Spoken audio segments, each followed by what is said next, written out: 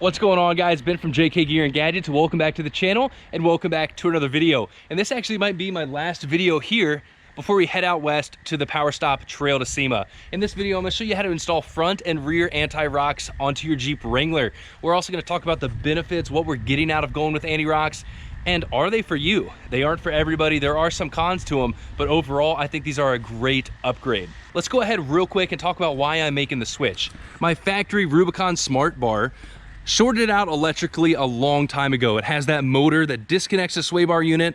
Sadly, that broke a long time ago, so I installed an Evo No Limits manual knob. This kind of mechanically engages or disengages our swaybar for off-road use. Sadly, the internals of my swaybar, the gears, the little springs, they've failed, and this will no longer reconnect. So there's actually a lot of aftermarket options, but in my mind, there's only one that's actually really worth it, and that is the Antirock. We'll talk about that here in a minute. Now, why did I change out the rear? A lot of people will either just remove their rear, or people say that the rear doesn't really do much for the Jeep.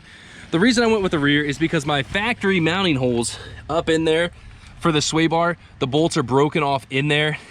Happened when I was changing out to my 14 bolt axle swap a while back. Yes, I could try to remove those bolts, and yes, it wouldn't be that hard, but I don't have time for that. And this is gonna be a much better upgrade compared to stock. Now, there's one thing real quick you do notice.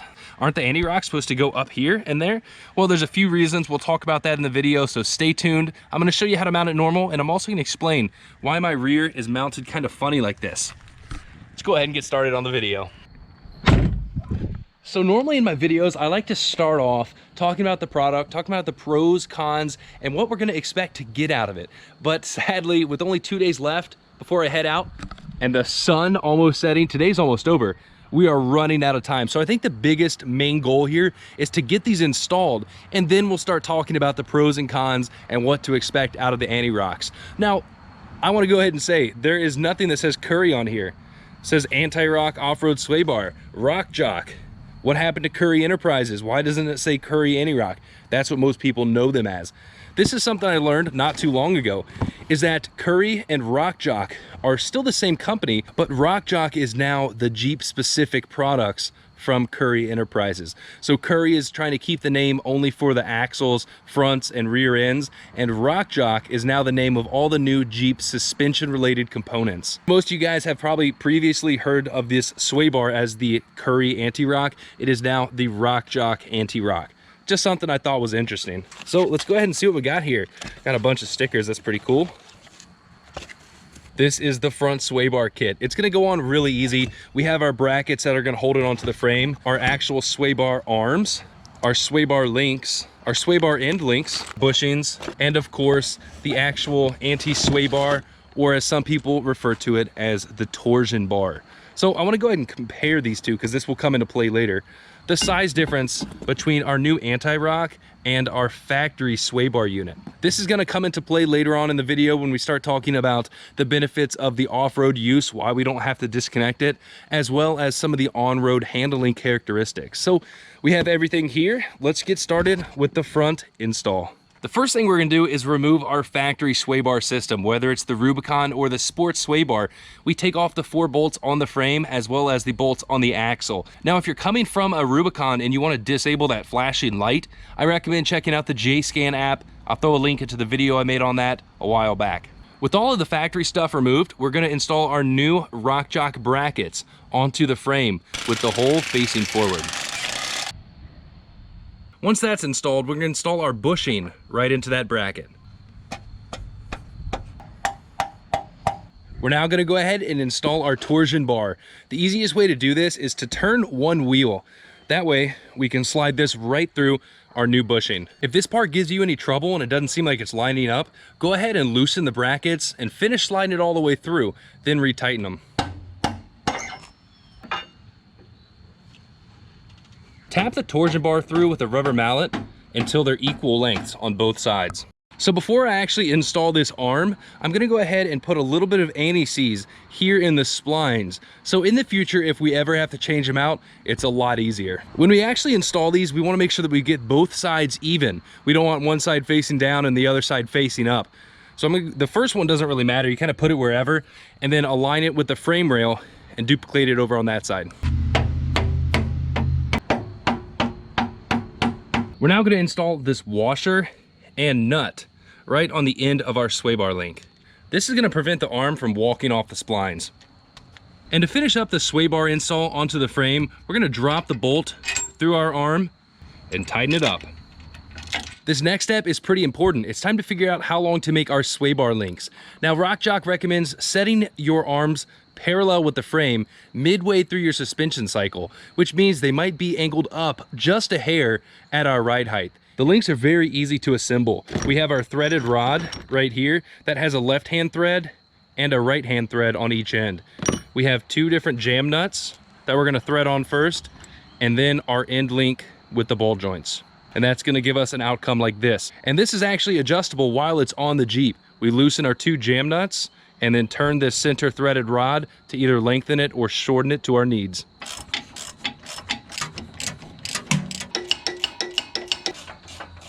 With all of our hardware tightened down, we can now jack up the Jeep so we have our suspension set at full droop.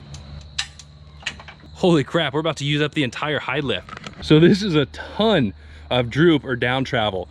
But what we're specifically looking for here is to make sure that our anti-rock is not going parallel. Mine's actually really, really close. What we don't want to happen is for this sway bar to go this way and fold over on itself.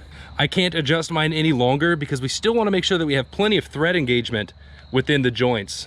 So the front is done. All we have to do is tighten down the jam nuts and call it good. So as you can tell, super easy install. Flip the Jeep around and start working on the rear. Daylight, once again, every video, it's not on my side. So we'll have to pull it around here, maybe in the carport, get some light, but it's gonna be very easy, just like the front. It's time to go ahead and get started on the rear. Now I'm gonna have to make a real quick run to the hardware store since the rear actually reuses the stock 2 sway bar mounting bolts. Like I mentioned, 2 of them are actually broke off inside my frame. So we're gonna run to the hardware store and get some new grade 8 bolts. We're back with the new hardware, but sadly, as you can tell, we're out of daylight. But that does not mean we are not gonna finish up this project tonight. I wanna go ahead and apologize for the low quality. GoPros do not do well in low light situations. But it's time to work on the rear, and the good thing is that it's gonna be very, very simple, just like the front was. The rear does require a few changes depending on how your Jeep is set up. The first most important thing is that we're gonna have to reroute our brake lines. From the factory, the JK runs the brake lines right along here on the outside of the frame. With the anti-rock, we need to move that inboard. Mine has already been moved, as you can tell. They actually provide a new brake line kit. I'm not gonna use it since mine's already, rerouted, but it's a very easy install. We're gonna drill a hole, reroute the brake line, install their new brake line kit, and then bleed the brakes. It even tells you how to do it step by step in the instructions.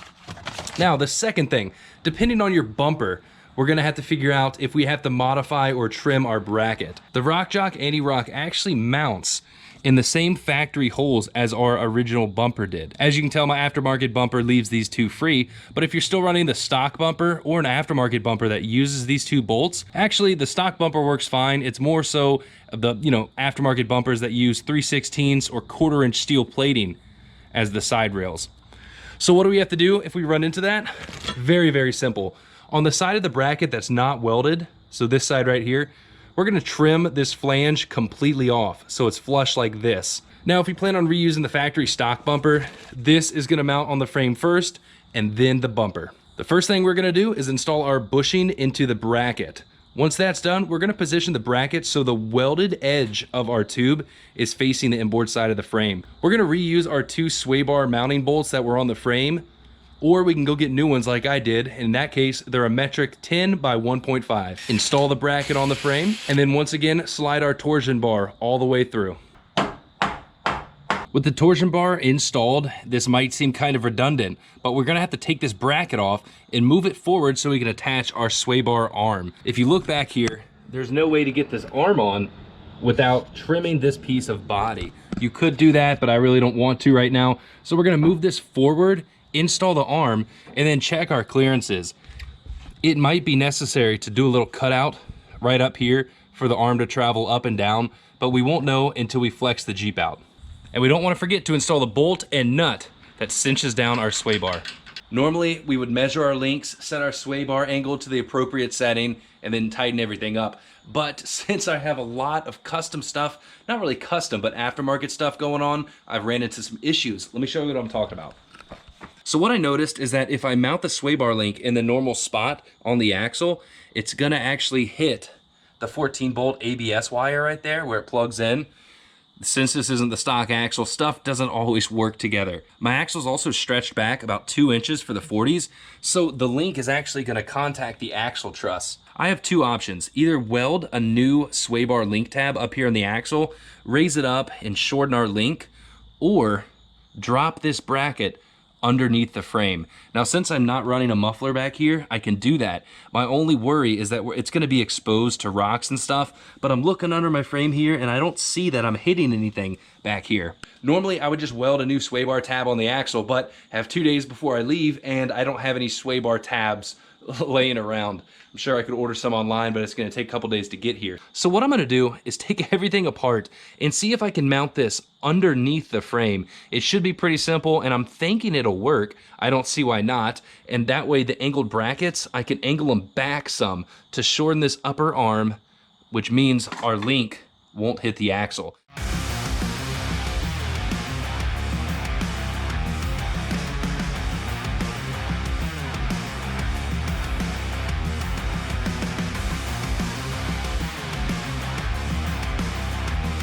So last night I went ahead and finished up the rear, and yes, it is mounted in a kind of weird spot, but I was doing some searching online and I actually found that a few people run it just like this. It's mostly the people that have coilovers that are mounted inboard of the frame. They drop it down here to alleviate any clearance issues up there.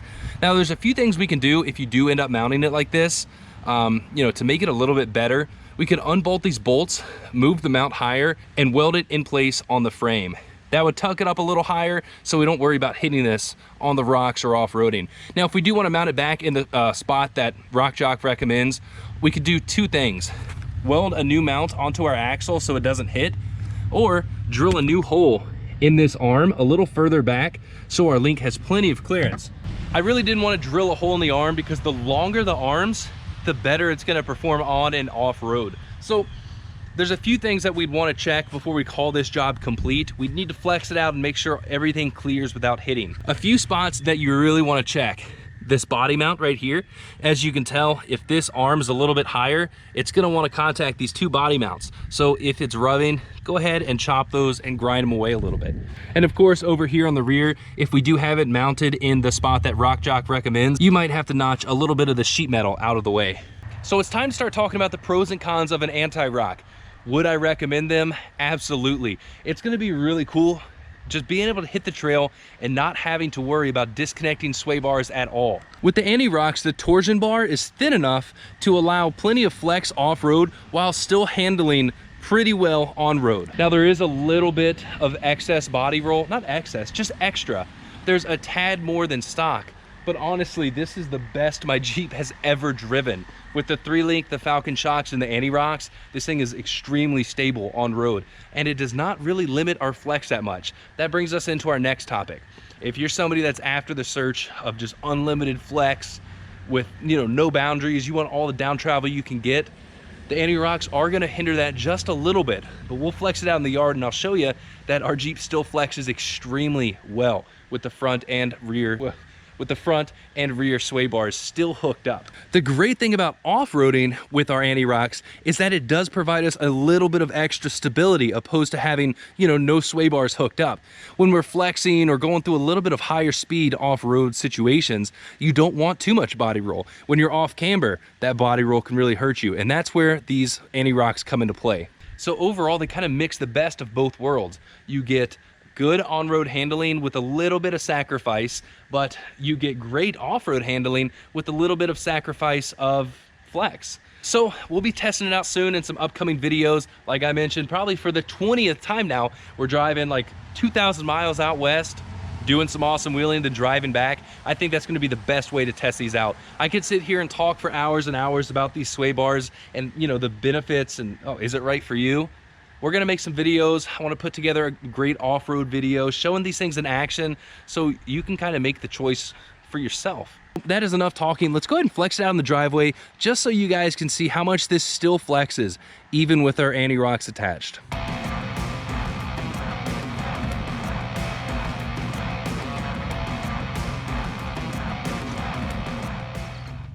So this should show you more than enough that the anti-rocks do not completely eliminate our flex.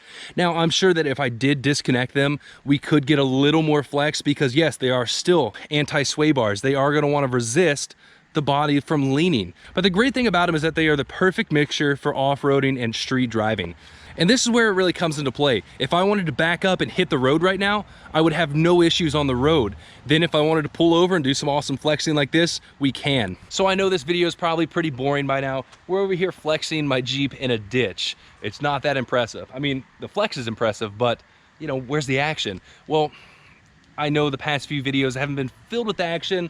We've been in my yard, we've been at my house, just doing installs, but that's the reality behind this. In order to make sure everything goes good, you really have to work on your Jeep, make sure everything works together, test it, wrench on it some more, and then you can go hit the trails and make sure it performs well. So I think the Jeep is finally set up exactly where I want it to be. And the next few videos are gonna be action-packed with some awesome trail rides, and finally be able to put this Jeep to the test, doing what it is built to do. So thanks for watching, guys. Like always, give the video a big thumbs up, subscribe to the channel, and if you have any questions about the install, anti-rocks in general, or you know, would they work well for you, let me know in the comments. I'll be more than happy to answer them. And stay tuned for a full suspension review once we hit the trails. We're gonna go over my 7-slot customs DIY 3-link, the Rock Crawler triple rate springs, the Falcon shocks, the anti-rocks, and of course our locked off-road bump stops. I finally have the Jeep suspension system exactly how I want it, and I can't wait to see how it does on the trail. See you guys out west.